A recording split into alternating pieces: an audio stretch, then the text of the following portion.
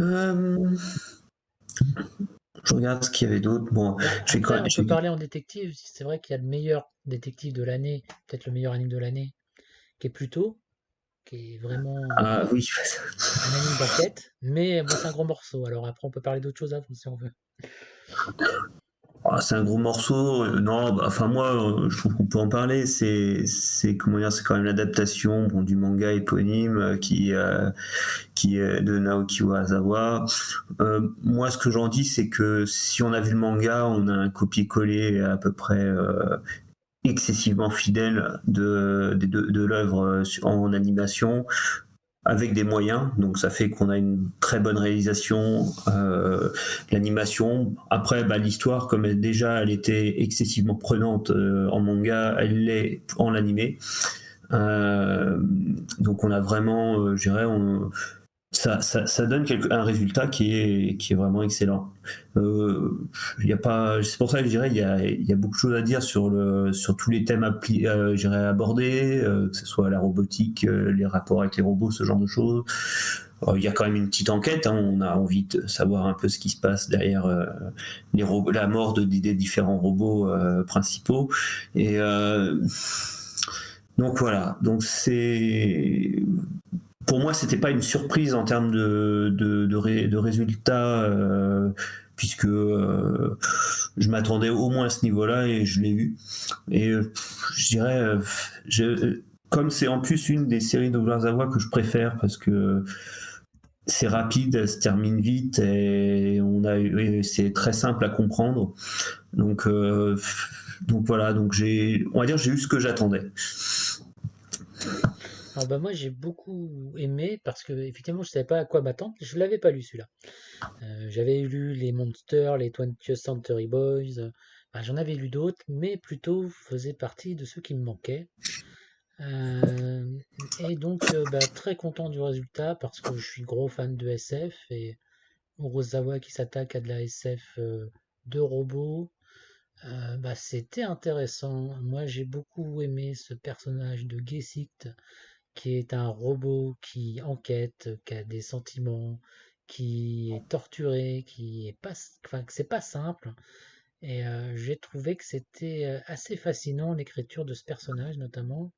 Mais pareil pour le méchant qui a des motivations qui du coup sont, bah, qui sont humaines, qui sont compréhensibles, qui les choses sont pas simples. Ce mélange, cette introduction de toutes les problématiques avec cette guerre du Moyen-Orient, plus ou moins, qui, qui a été lancée de façon injustifiée, bon, bah, qui renvoie directement à la guerre en Irak, on va pas se mentir. J'ai trouvé que c'était sympathique d'inclure ce genre de truc dans la genèse de ce monde. Enfin, et puis, bon, bien sûr, tout ça pour déboucher sur le personnage d'Astro Boy. Bah, enfin, il y avait tout pour faire un succès, pour faire quelque chose qui fonctionne. Et bah, ils n'ont pas loupé leur formule, quoi. Non, il y a pas.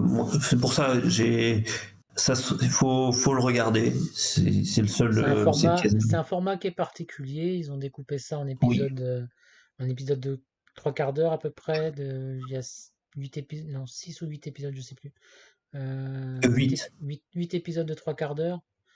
Ce Ah, qui, presque limite 1 heure que 3/4 d'heure. Hein, ouais, ça dépend des épisodes. Ouais, on va dire 50 minutes, ouais, presque 1 heure. ouais, de moyenne, mais ouais, ils sont Bref, quand en même gros, bien c'est longs. découpé, ça va bien du coup avec le récit, ça leur permet de faire vraiment chaque épisode à son histoire propre.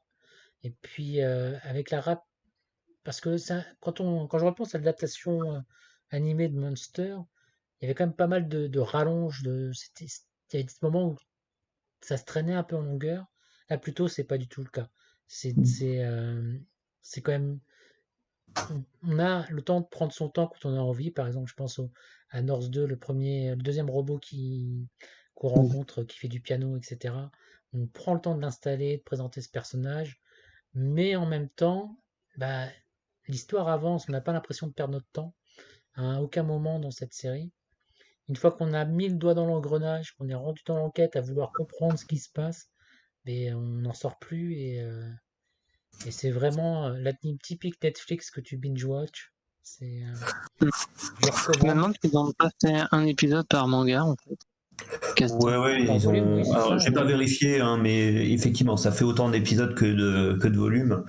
Et Je serais pas surpris que ce soit le cas. Ouais. mais ouais, non, non, c'était. Je dirais comme ils savaient où ça allait, ils avaient la fin. Je dirais, il y avait C'était tout. facile. Ouais, voilà, c'était une ligne droite. Il y avait pas, il y avait pas. C'est vrai que Monster, le problème, c'est que déjà, bon, le manga il fait 18 tomes, donc c'est déjà beaucoup plus long. Même dans le manga, bon bah ça tourne pas mal parce que c'est de la course poursuite un peu incessante. Euh, donc l'animé, même si donc il y a beaucoup plus d'épisodes, mais en même temps l'histoire est plus longue et en même temps l'histoire tourne un peu plus. Là, on a un vrai chrono qui est lancé par rapport au nombre de robots et le fait qu'ils ils vont devoir tous affronter le méchant de l'histoire. Donc, je dirais, tout est bien fait pour que ça aille au bout avec un timing qui est, je dirais, raisonnable pour quelqu'un. Donc là, on est sur l'équivalent d'une série de 24 épisodes pour une histoire complète. Je trouve que c'est un format d'animé qui marchait très bien il y a 20 ans et c'est bien, c'est bien de le retrouver comme ça. Oui. Non, non, mais rien à dire. Moi, c'est. De toute façon, j'aurai l'occasion de reparler pour les awards. La propagande ne s'arrête jamais. Euh, voilà. Après, bon, si vous vouliez une autre série de SF sur Netflix, il y avait Good Night World.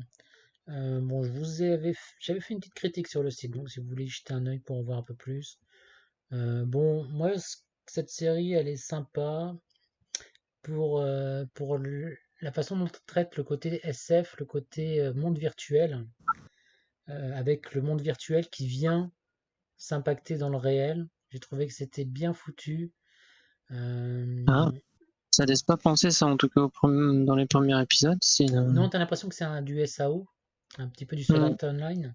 Non, parce que on tourne vers un truc qui est un peu plus tourné vers l'horreur, enfin pratiquement, mais ça vrille un peu la série à un moment. Et ça se termine donc avec ce côté monde virtuel IA bon, je raconte pas trop comment parce que c'est un peu l'intérêt, mais qui vient Ouais. impacter fortement le monde réel. Et puis au cœur d'un drame familial, parce que c'est ça qui tourne autour du truc, c'est un drame familial. Donc c'est des pleurs, etc.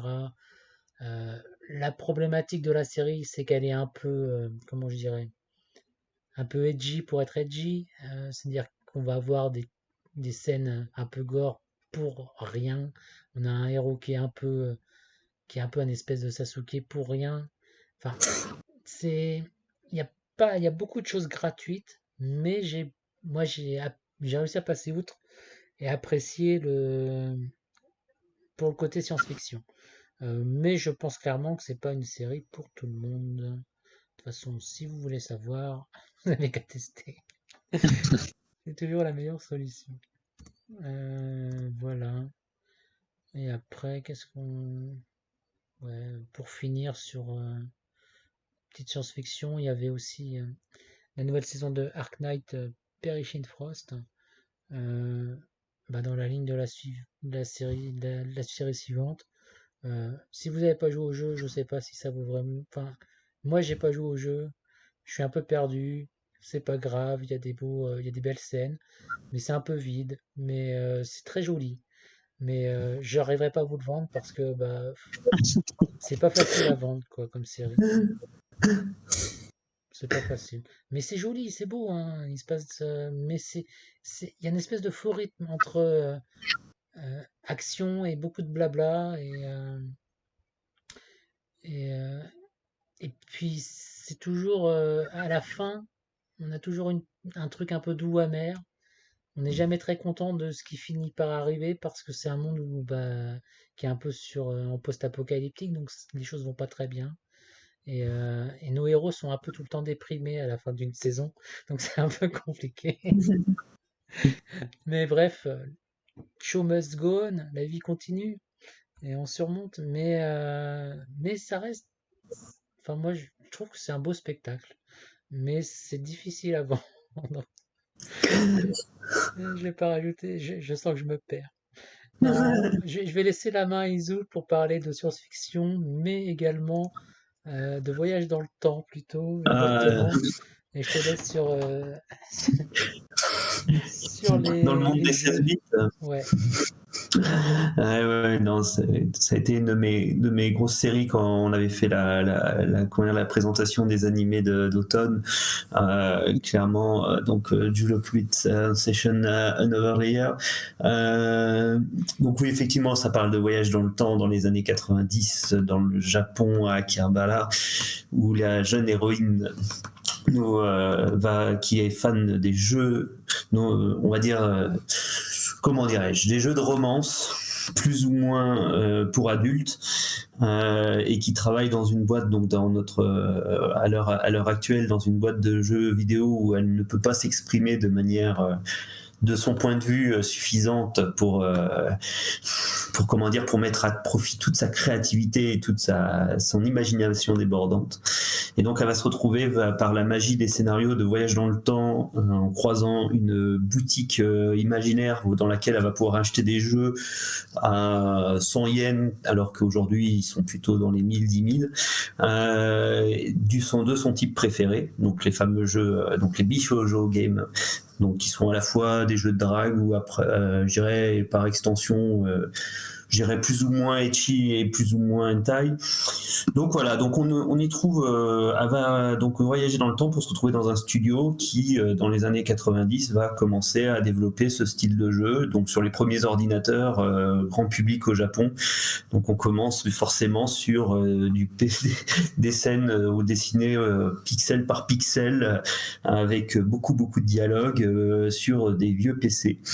Et on va avancer, donc elle va voyager à différentes périodes vers ce même studio, et à chaque époque elle va avoir les évolutions technologiques et tout ce qui est les nouveaux jeux les plus connus qui vont sortir et à chaque fois réinventer ou rajouter des choses au genre. Donc moi ce qui m'a beaucoup plu c'est surtout on va dire jusqu'au milieu de la deuxième partie, parce que c'était vraiment très sympa de nous faire un peu voyager à la fois dans le background de la construction de ce genre de jeu des années 90, parce que ça fait appel aussi un peu, alors là c'est pour les gens un peu comme moi, à nos souvenirs de ce qu'on voyait dans les magazines de jeux vidéo de l'époque, de ces fameux jeux avec comme héroïne principale des personnages qu'on voyait que dans les mangas ou qu'on avait vu à la télé, bien entendu sur des histoires qu'on connaissait pas. Et donc franchement cette partie-là est vraiment très sympathique, et ça permet aussi un petit peu de connaître un peu le contexte du moment de Akihabara, entre autres au niveau du Japon. Après, comme toutes les séries avec les voyages dans le temps, à un moment il va falloir résoudre. Et là, c'est là que ça se complique un petit peu sur la fin, où ça traîne un petit peu, et en plus, on n'échappe pas trop à. Si on réfléchit un peu, il y aurait plein d'incohérences. Mais ça n'empêche que moi, je dirais, j'ai suffisamment accroché pour toute cette partie un peu nostalgie, et ça m'a permis aussi de découvrir le manga qui est pas dont la série, alors elle n'est pas inspirée puisque c'est pas la même histoire, mais qui lui aussi est pour la peine est beaucoup plus didactique sur cette période-là. Donc il y a pas mal de petites anecdotes à apprendre. C'est pas une adaptation directe finalement. Non, le Another Layer, c'est effectivement l'histoire qu'on a vue là en mode SF, alors que le manga d'origine, c'est l'histoire de un des personnages qu'elle va croiser justement dans le studio de jeux vidéo où elle va.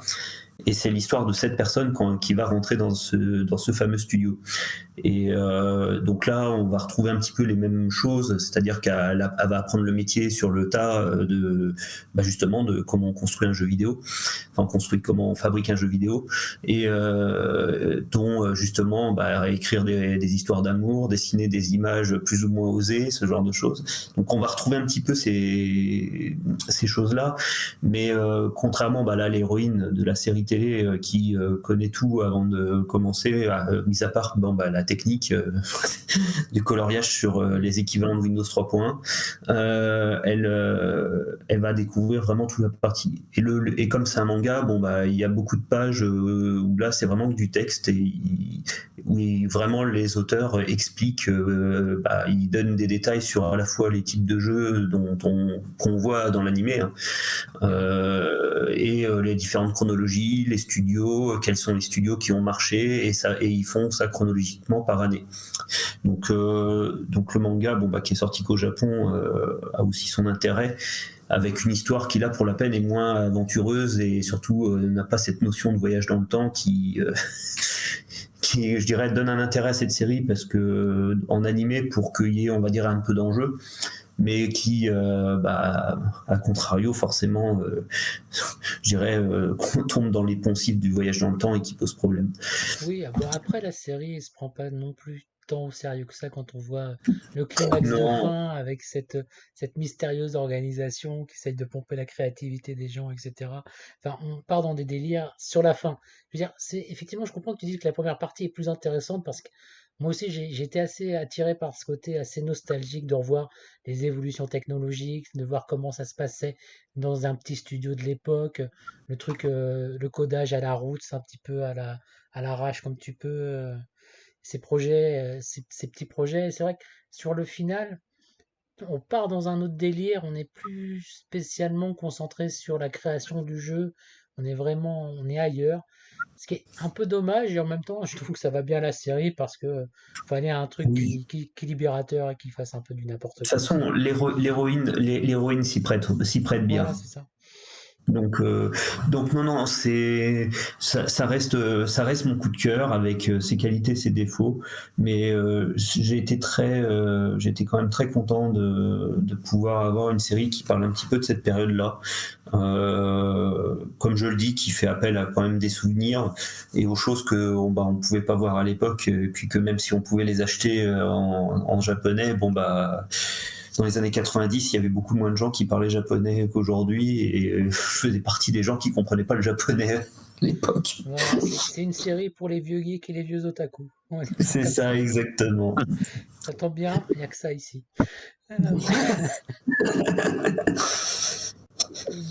Bref. Bah oui, non, c'était bien sympa. Sur quoi qu'on enchaîne? Moi, il y avait, je dirais, il y a la grosse série, la grosse série, non, mais la petite série de Stardust Telepath qui est fort sympathique. Ah ouais. Pour les personnes qui aiment voir les jeunes filles dire des choses marrantes, enfin faire des choses mignonnes. Si tous ceux qui ont aimé les Do It Yourself et consorts, là voilà, c'est des jeunes filles qui font des fusées.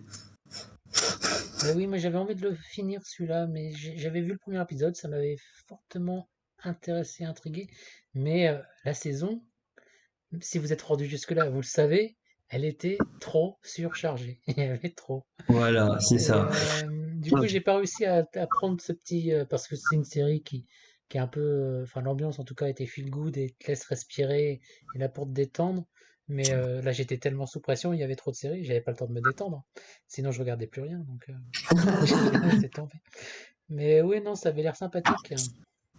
C'est le style, comme je l'ai posté sur le forum, c'est du manga time qu'il y a là dans le pur jus. Bocchi the Rock a cette chance de sortir un petit peu du style. Et là, on est sur du beaucoup plus commun pour le magazine, et donc pour le style de manga qu'il met en avant. Donc c'est que dire. C'est sympathique, ça paye pas de mine, ça sera pas, c'est pas extraordinaire, mais pour les fans du genre, en tout cas, ça fait excessivement bien le taf. Tiens, si vous voulez un autre petit truc feel good et tranquille et tout zen, je vous conseille La réceptionniste Pokémon sur Netflix.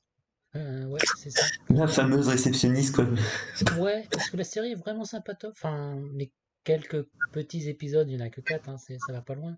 Mais bah, j'ai bien aimé, en tout cas, cette petite île paradisiaque pour Pokémon qui se repose. Moi qui suis pas trop du tout fan de la licence, Bah, je sais pas, j'ai été un peu.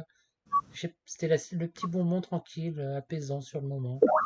Puis bon, l'animation en stop motion, c'est toujours sympa. Ça nous change un peu de l'animation 2D, 3D classique, hein. Commande au passage, hein. Après, c'était Bah, assez j'en ai drôle. entendu parler vite fait. Sinon, quoi d'autre? Moi, les quatre. Alors, pareil, en série comment tranche de vie, j'ai les quatre frères Yuzuki, qui était une série vraiment de qualité. Si vous voulez un tranche de vie avec ces quatre frangins donc, qui ont perdu leurs parents, et donc l'aîné qui est professeur, qui doit avoir 23-24 ans, qui du coup élève ses frangins.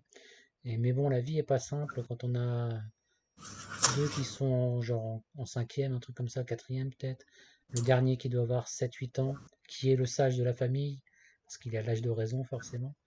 Mais voilà, c'est une série assez attendrissante avec la relation entre ses frangins, mais qui est aussi assez drôle, assez comique, avec des belles scènes d'animation d'ailleurs, ce qui est pas souvent le cas, enfin, ce qui est pas habituel toujours sur les tranches de vie. Mais je sais pas, moi c'est vraiment un coup de cœur que j'ai eu cette année dans cette catégorie tranche de vie. S'il n'y avait pas Skip and Loafer, je pense que c'était mon anime tranche de vie de l'année. Euh, D'accord. Parce que ça paye pas de mine comme ça semble assez basique et puis pour une fois, ça introduit que cette tâche à des garçons et pas à des petites filles. Donc ça nous change un peu et parce que du coup on a des conflits de frangins, les jalousies, les petites bagarres mais il n'y a pas que ça. Enfin, ça raconte des choses et puis forcément, ça parle de deuil parce que bah, c'est une famille qui est un peu en difficulté. Heureusement, il y a les voisins en face qui leur filent un coup de main avec le grand-père qui s'occupe du plus jeune et puis qui ont aussi leurs enfants. Enfin, il y a plein, il y a plein d'histoires. Enfin, c'est à la fois touchant, à la fois. Enfin, ça passe un peu tous les aspects entre le drame, la comédie, c'est de la tranche de vie et qui est plutôt sympa. Si vous aimez le genre, je recommande. Je recommande les 4 Yuzuki. Alors, il y a aussi qu'on avait parlé, qu'on n'a pas rediscuté. Il y avait quand même Shy qu'on avait J'ai mis un pas petit terminé. peu. J'en suis à Alors, la moitié. moi, j'ai été au bout. Clairement, je m'attendais à mieux. Mais ça n'empêche que je comprends pourquoi il y a beaucoup de tomes de manga qui sont sortis. Et je comprends que la série continue parce que mine de rien, il y a un gros potentiel. Bon, la série s'attarde que sur un personnage et sur une histoire, donc c'est sûr que ça laisse pas trop le temps à la série de s'exprimer. Mais voilà, il va y avoir une suite de souvenirs. Il y a une saison 2 qui Il est me semble, prévue, oui. donc ça, comment dire, ça, si la saison 2 est meilleure, ça en fera un animé tout à fait, comment dire, très intéressant. Là, je dirais, si c'est pour regarder seulement ces 12 épisodes-là, effectivement, ça sera un petit peu trop léger. Mais le personnage principal est très attachant, donc elle est très attachante et tout. Donc non, il y a un bon, il y a vraiment du potentiel et j'espère que Ce que je la trouvais saison 2. intéressant, c'était aussi tout l'aspect, enfin, l'antagoniste qui travaillait sur les sentiments humains, enfin, qui les mettait en exergue et créait ces monstres plus ou moins. Enfin, j'en suis au premier épisode, donc je pense à l'épisode 2 quand je parle de ça. Donc je sais pas Ouais, si bien la suite sûr. c'est pareil, mais ça avait l'air de se diriger dans cette idée-là. Et du coup, bah, je trouvais que la série avait quand même été assez forte pour gérer tous les côtés émotions, sentiments et vous impliquer le spectateur du coup dans l'histoire par ça en prenant un petit peu au trip Tout sur à ces fait. aspects-là. En Non, tout mais cas, le démarrage c'est marchait bien. Après, j'avais quand même un sentiment de rythme qui prend quand même beaucoup son temps à installer son intrigue, mais parce qu'on n'a pas l'habitude. Et puis, comme tu dis, c'est une série qui a l'air d'être assez longue et qui a dû être conçue comme ça pour poser son univers, poser ses personnages et après Et après qu'on Voilà. profite, quoi. C'est peut-être que la série paye le fait de potentiellement partir sur 2x12 plutôt qu'une fois 24. Oui. Il y a Mais, des chances mais en que tout voilà. cas, j'ai bien l'intention de la terminer. C'est juste, voilà, ça fait partie des séries où il y avait trop. Il y avait trop. Ouais, voilà, non, c'est ça. Il y avait trop. Après, bah, je pense que comme on va arriver à la fin, on va pouvoir parler vite fait des séries de voitures. Donc moi, j'avais MF Ghost que j'ai, en tant que grand admirateur de Initial D, je me devais de regarder. Donc je dirais si la série s'arrêtait là où elle s'est arrêtée, bah, ça serait nul parce que bah, justement ça s'arrête en plein milieu d'une course. donc, Ah oui, c'est encore donc, pire que. Ils n'ont pas encore trouvé la ligne d'arrivée, quoi. voilà, c'est ça. Donc on sait qu'on a la saison 2, donc il n'y a pas de souci. On a des voitures, ça va vite, le héros il déchire, la musique c'est comme on a dans Initial D.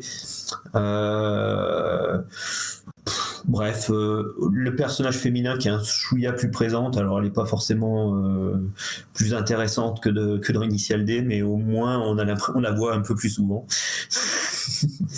Et on a une conductrice féminine qui apparaît quand même très régulièrement dans la course, enfin en tout cas dans les scènes de course. Donc non, je dirais ça comble certains défauts.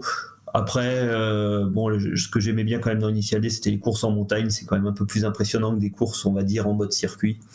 Même si c'est pas des circuits, hein, ça reste des courses sur on va dire, c'est du street racing, mais à une échelle plus grande. Donc c'est un petit peu moins impressionnant de jour et avec des voitures puissantes et je dirais un peu moins de combat. On est moins en mode battle. Donc non, voilà, ça en fait une série un peu différente, mais j'ai bien adhéré et le générique de fin avec Enoshima derrière, c'est vachement sympa. D'accord. Donc bah, j'attends beaucoup de la saison 2 pour connaître la fin de la course. Oui, d'accord.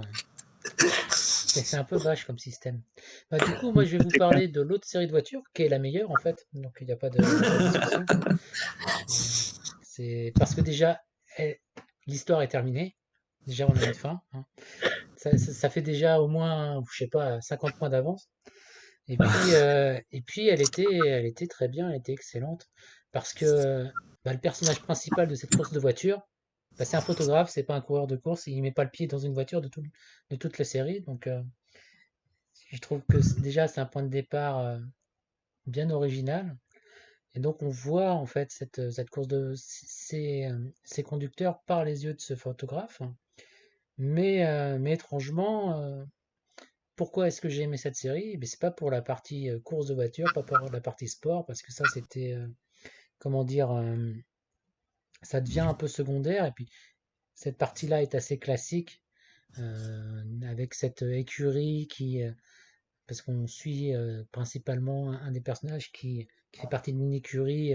Bah, c'est le garage du coin, quoi. Ils font avec les moyens du bord pour monter leur petite Formule 4 et courir sur le circuit, alors qu'à côté, bah, tu as la grosse écurie qui a les moyens, qui est puissante, mais et qui a le top de la technologie pour entraîner ses coureurs, etc. Bref, il y a quand même une belle immersion dans le côté du monde de la course amateur, on va dire. Mais derrière, bah, c'est très fort pour le côté drama. Le drame dans cette série est super bien géré. Je pense que l'épisode 9 de la série euh, est clairement pour moi l'épisode qui m'a donné le plus d'émotion de l'année 2023. Parce qu'il était prenant, il était dur. Je ne rentrerai pas dans les détails. À voir. Donc voilà, la série est parfaite jusqu'à l'épisode 9. Enfin, elle est vraiment une bonne qualité.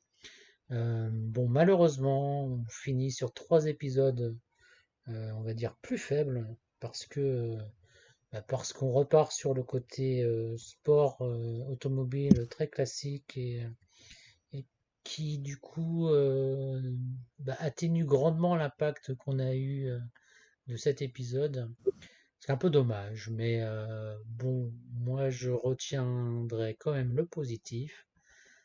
C'était une très bon anime de sport, original, c'est-à-dire que c'est pas basé sur aucune œuvre. C'est le studio Troika, je crois, qui est derrière, si ma mémoire ne me joue pas des tours, et qui du coup devient un peu, je trouve, une vitrine pour le studio, en un sens. Ouais, c'est ça, c'est le studio Troika. Ouais. Parce que c'est pas un studio forcément très réputé, pas très connu,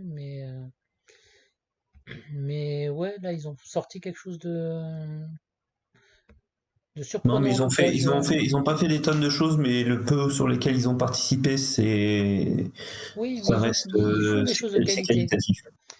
mais toujours pour des niches. C'est un studio qui travaille dans de la niche, souvent. C'est genre, je pense à Blooming to You, c'est assez niche. Je pense à qu'est-ce qu'il y a eu chez eux, de ce que je me rappelle, je crois. ID Invaded, c'était quand même assez particulier aussi niveau SF. Enfin, ils n'ont pas des projets très mainstream, quoi. Bah là, ils ont cette année, ils vont avoir Actually My Dear Moments. Là, ça aussi,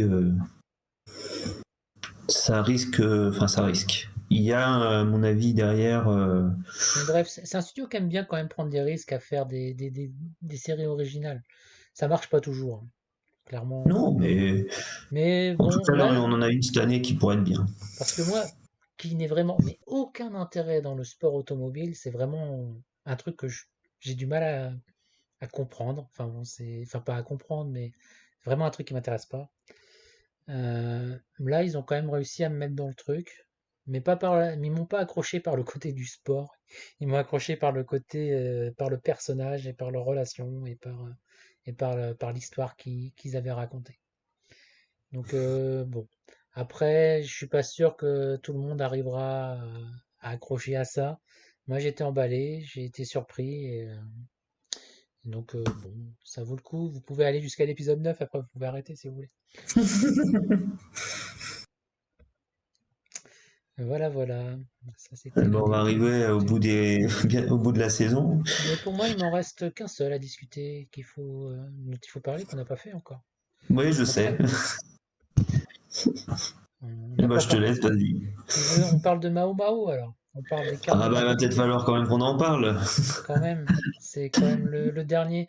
J'ai- on aurait dû le caser avant, mais bon, c'est pas grave, il va finir en apothéose. On en finit par un excellent pour la fin. Voilà. Donc, les carnets de l'apothicaire, eh bien, toujours en cours d'ailleurs, hein, qui Mm. continue. Mm. Adaptation d'un excellent manga tiré d'un excellent light novel, et qui nous est proposé une excellente adaptation. Enfin, je sais pas, il n'y a pas d'autre mot. C'est propre, c'est bien fait, c'est bien foutu. On est plongé dans cette Chine antique, enfin, dans cette Chine impériale plutôt, avec Mm. cette Mao Mao, ce personnage incroyable qui se retrouve embarqué dans le palais interdit de l'empereur où il y a toutes ses concubines, qui se retrouvent enlevées comme servantes là-bas. Et puis voilà, et elle est fan de poison, et son passe-temps, bah, c'est d'essayer de goûter tous les poisons qui traînent et de voir comment elle peut se soigner. Bah oui. Bref, un personnage très très Ah, aux multiples enfin aux multiples couches. Elle est, bon, bah, c'est le on- personnage de l'année quoi.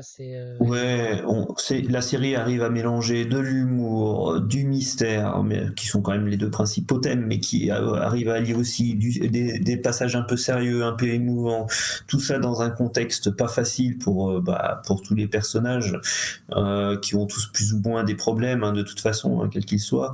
Euh, Bref, et tout ça avec une réalisation vraiment excellente. Bah, voilà quoi. C'est presque décevant de se dire qu'on va bientôt arriver à la fin de la série. Bah oui, non, mais oui, puis ça vient vite. Mais ouais, non, le gros point fort de la série, de toute façon, c'est son personnage principal, clairement. Enfin, pour moi, c'est grâce à elle que la série fonctionne. Parce que sans elle, bah, je pense que c'est quand même une série qui a ses petits défauts quand même. Oui, Mais bah, bon, on y prend du plaisir à la regarder cette série, clairement, hein. Je veux dire, on nous prend pas pour des idiots. Enfin, c'est. non, mais elle serait simplement enquêtrice, ça serait effectivement un petit peu moins bien. Alors que là, ça relève, forcément, ça relève le niveau d'avoir ce mélange. Oui, et puis t'as quand même tout le côté mystère, intrigue de cours derrière. Qui sait ce personnage de Jinchi? Qui sait quelles sont les origines des uns des autres? Les problématiques des concubines, tout ça. Enfin, il y a tout ça qui aussi nous ramène sur l'histoire et maintient notre intérêt. Enfin bref, et puis c'est bien réalisé, c'est propre, c'est joli, ça fait un monde assez vivant aussi avec ce panel de couleurs bien dynamique, bien flashy en tout cas. Ouais, le seul problème, c'est qu'il va falloir acheter le manga pour avoir la suite Ça si tombe on veut pas bien, trop j'ai déjà attendre. tous les tomes. Et puis le manga, il est quasiment, je crois que il n'y a plus d'avance au Japon, donc je pense qu'on a. Je sais plus, il y en a 13 ou 4. Je sais plus combien Mais il y en avait. je crois qu'il y a 5 ou 6 chapitres d'avance au Japon par rapport à la publication française. Parce que bon, ils avaient tout affiché. Forcément, quand j'étais au Japon, comme la série est diffusée, ils mettaient tous les volumes en avant partout. Donc on savait que la série était diffusée. Ouais, non, mais c'est un petit bijou quand même, hein. Ça va aux côtés de Frieren, hein, dans cette Oui, saison. non, mais c'est pas enfin, on va dire c'est pas une adaptation qui sort de nulle part. Ça reste un manga qui marchait quand même. Ah bah, moi je On connaissais le fait, manga bien avant, donc ça fait voilà, longtemps non que mais je c'est suis la ça. série. Et sans parler, bon bah Freeland qui avait gagné le manga Taisho de 2021, je crois. Hmm. Donc c'est voilà, on Bah, part pas avec du petit, quoi. j'avais déjà les tomes de ces deux séries avant d'avoir les animes, donc bon. C'est en général, c'est que c'est gage de qualité, c'est que pour que j'achète, faut que ça m'ait accroché. Ouais, Donc, j'avais le manga de Freeland avant qu'il sorte en France, donc ça veut dire d'autant plus ouais, voilà, bah, que c'est ça m'avait d'autant plus attiré l'œil très rapidement. c'est ça, on verra quelle sera la prochaine série qui sera dans le lot. J'en ai plus trop d'avance là, je crois, pour en attendre l'adaptation. De mon côté, je ne sais pas, hein. Les séries que Je vois. j'attends. Allez, peut-être qu'elle joue numéro 8 la saison prochaine. On verra ça. Ah, pour avril, Ouais. Il devrait j'ai avoir pas du beau regardé spectacle. encore. Ah, j'ai lu Ce que je sais, c'est que ça va être une grosse saison et ça va encore être problématique. Ça va être encore une très grosse saison. Ouais. Non, il n'y avait rien de plus à ajouter de votre côté au niveau des sorties de cette Non, je pense saison. pas. Pour moi. Ouais, je suis content, hein. On n'a pas fait trop long parce que je m'attendais à pas finir encore, hein. C'était Hum. c'était quand même parce que là on a plein de choses dont on pourrait encore parler. On n'a pas parlé de la fin de Dr. Stone par exemple, Non, qui était un arc plutôt très intéressant. Au demeurant, on n'a pas parlé de qui d'autre, de comment My Boss is Goofy, qui avait l'air d'être sympathique, que j'ai pas eu l'occasion de regarder. Il y avait quoi? Il y avait du Captain Tsubasa aussi, qu'on ouais, aurait pu on pourra en parler. parler quand ça sera fini en avril. C'est pour ça que j'ai pas Ouais, il forcé. n'y a pas forcément d'urgence. Il y avait comment Ikikimori Kyuketsuki no Monmon, là, qui était sympa, qui démarrait bien, qui était sympathique, dans son style particulier, dans son style. Enfin bon, bref, il y avait plein de séries qu'on aurait pu aborder parce que il y avait trop, hein, de toute façon. Il y avait trop cette saison. Ouais, ouais. C'est Là, tu parles de la saison d'avril, quand je vois qu'il y a la saison d'avril, Konosuma, ça va être pareil, hein. Mushoku, Slime, Demon Slayer, alors Kaiju Number 8 que je ne connais pas à part de nom, Larus, la troisième de Maoka Kooko no Lettosei, du Yulu Camp saison 3. Ouais, mais Mamoko Retosei, là, plus personne regarde ça. My Hero, plus personne regarde, c'est bon. On peut les zapper, celles-là. Il y a le Ouais, retour de ouais, Hibiki mais et moi je regarde Euphonium, quand par même, contre. moi. Bon, Il y a Ibiki Euphonium 3, enfin bref, ouais, non, non, ça va être chargé. ça va être un peu. il va y avoir encore un peu de problème de digestion. Ah ouais, non, mais oui, Faut non, faire mais je suis des en train de fois. regarder, ça fait peur. Après, je sais pas si on aura des centaines de choses originales vraiment, mais Bah, il y a The Fable, ça c'est ah énorme, bah oui, il y a des Dead, machin, mais The ça c'est en Fable. movie, donc encore ça va. Oh là là. Ouais, non, mais non, oui, la saison prochaine, il faut que j'arrête de regarder. Ça me fait mal à la tête rien que de penser à l'article à préparer. Bref. Ah, on va avoir une romance avec Anano Ikun, Tokoi. Ouf, oui. Bref. Ah non, Je je voudrais sens juste, que. avant qu'on continue à digresser. Ah putain, en plus, Ouais, ouais. il y a Eurocamp qui revient aussi. Ah bah ouais, bah ça. L'émission Yazukara Family. Ah là là là là. Oui, non, mais en fait, il y a trop de choses. Ouais, non, mais ça va être trop. Je te dis, ça va être. Ouais, enfin, ça va être un problème cette saison d'avril, mais dans le bon Bref, sens, mais ça va être un problème. on est trop gâtés. Bon, allez, pour conclure un petit peu, un dernier post dont on n'a pas discuté, c'était les longs métrages qui sont sortis pendant cette période d'automne 2023. Il y en a deux qui sont sortis en France. Je pense au Garçon et le Héron. On a déjà fait une critique dessus, donc je vais vous renvoyer dessus. Oui. On avait un avis un peu Hmm. mitigé avec Izu. Après, bon, c'est c'est Miyazaki. C'était quand même un beau spectacle à voir. Même si bon, c'était pas son meilleur, on va dire ça comme ça. Pas celui qui Bah, nous parle le plus en tout cas. ça sera celui qui aura fait le plus d'entrées, mais qui, à mon avis, aura fait le moins sera peut-être aura eu le moins d'adhésion publique. Voilà. Et donc le deuxième qui était sorti, c'était Le Grand Magasin. Le Grand Magasin qui est sorti au mois de décembre. Donc petit conte un peu de Noël quelque part sur ces animaux, sur ce magasin où notre brave réceptionniste vient d'arriver et qui doit donc servir les clients de ce centre commercial réservé aux animaux en voie de disparition, ou plutôt les animaux disparus, on va dire, généralement. Et donc c'est une animation qui est ultra dynamique, qui est péchue, c'est très court, ça dure 1 heure. Donc c'est un film du coup assez dense, assez amusant, avec ses passages touchants, etc. Plutôt orienté, on va dire, jeunesse du coup. Moi, j'ai beaucoup aimé.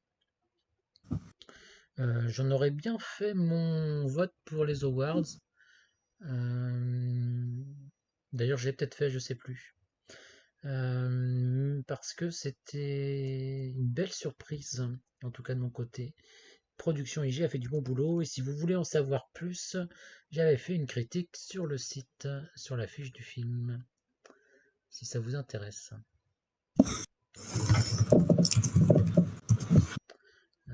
Voilà, voilà. Et donc, moi, ça me conclut de mon côté. Ah, pareil. Ouais. Eh bien, juste un petit mot de la fin. Donc, si on fait le bilan, allez, vous me citez, vous me citez le titre que vous retenez de cette saison, ou les 2 titres, ou les 3 titres. Euh, bon, moi, je vais commencer. Plutôt Free Ren et Carnet de la Petite Terre. C'est le trio absolu de la saison pour moi. Alors pour moi, forcément pareil, Freeland, le carnet d'apothicaire. Et comme je l'ai dit, je mets mon coup de cœur qui sera le Julio Qubit Sensation Another Zeller. Moi, je vais parler de Shangri-La Frontière. Et Ouais, très bon choix. que je vais Eminence in Shadow, tiens. Voilà. Très bon choix également. Ouais, non, c'était une saison qui était très dense. C'était difficile de faire les choix. Et on les a pas fait hein, au final. Non, J'ai bah non, regardé c'est trop ça de en fait, séries. c'est Hein.